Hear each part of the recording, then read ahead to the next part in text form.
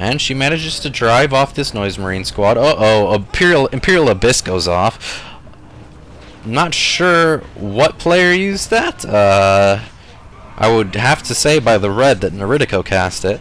However, most of Mayhem's forces did manage to get out. Well, not most. 2 Noise Marine squads. The rest all dead.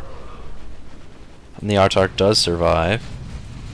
And now this Great Unclean One is getting focused pretty harshly. It looks like he did manage to get an ability off here. That probably was Swarm of Flies. Meanwhile, he is focusing on the Chaos Lord, I believe, who does not have anti-vehicle, rather than one of the Rocket Tack squads, who do have anti-vehicle. Lelouch now has 4 Tactical Marine squads. I never thought I'd say this, but that is too many Tactical Marine squads, as it turns out. Victory points is now in favor of Blue Team by 2-0 again. That is not good for Red Team. However, Red Team taking a play, or Naritico taking a play out of Mayhem's book here, and building some Corn Shrines.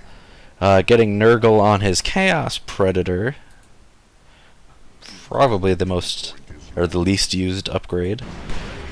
Big push down here as Magic now has a Chaos Dreadnought, along with Sototar being able to do quite a bit of damage here. However, Angels of Death was popped, and then show retreats.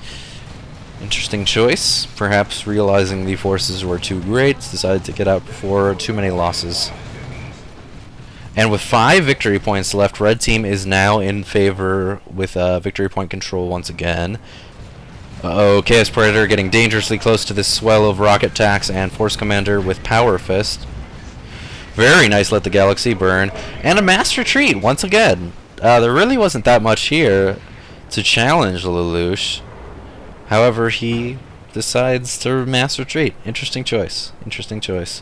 That's part of the skills that come with playing a lot. I know I myself struggle with that, is being able to see exactly what you're up against when you move into a battle. It's very easy to see more than is there, or to see less even, and have a bad engagement one way or the other. Uh-oh.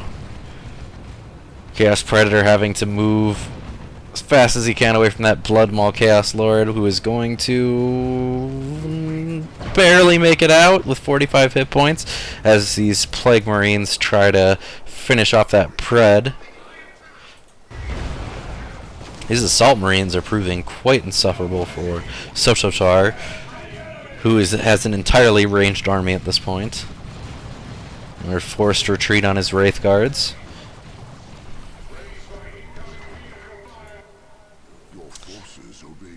And once again, we have 5 Corn Shrines at this victory point. And that Chaos Lord has just decided he's going to ignore those Plague Marines. However, they should probably not ignore this Chaos Predator, as it can actually do quite a bit of damage to them. Lelouch now pushing in on this southern victory point, hoping to get it back before their victory points get too low. Chaos Lord in a bit of a dire situation here. He's up against 2 fully upgraded Assault Marine squads, both level 3. The entirety of Show's army, sans his Apothecary. A nice let the galaxy burn on the Plague Marines there. However, the Chaos Lord is now going to have to beat a retreat. Ooh, this Predator now spotting for an Autarch call-in.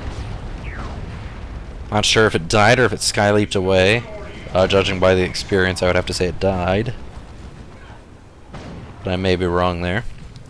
Another Great Unclean One on the way, along with another Blood Crusher. That's one thing we haven't seen enough of this game, is Blood Crushers in Corn Shrines. And Red Team about to re-secure the 3-cap here, unless this triple Blastmaster push at the bottom can shake anything. It seems like Mayhem's trying to respond to Sototar's artillery with his own artillery. Unfortunately, the shots from Noise Marines catch on terrain, and so they did not manage to go up these stairs. At the same time, the victory points for Blue Team did tick away there. So that is the game. Red Team managed to turn that around from a really bad situation where they only had 10% of their opponent's victory points to a victory. Okay, so taking a look at the scores, just the overall totals, we can see a little bit of what we were seeing on the battlefield. Clearly, Sototar had the highest score there with his commander never dying and getting to level 6 with 4 kills, and him not losing that many units either. Mayhem, of course, suffered quite a lot of losses there. I'm not sure if the bloodletters that spawn from the corn tries count as unit losses, but if they do, that would explain that 163 right there. Otherwise, ouch. And the difference in resources is substantial. Not as much on requisition, but on the power. Red team had almost double the power of blue team, and that is owing to the fact that they did not suffer as much generator bashing, and they also controlled that top gen farm most of the game and had it fully decked out with generators. The points captured is not that relevant, but here it is. And that's the game. Alright, sorry for the error last week. Hopefully this one will go up without a hitch. And go ahead and check out episode 11 now. Alright, thank you.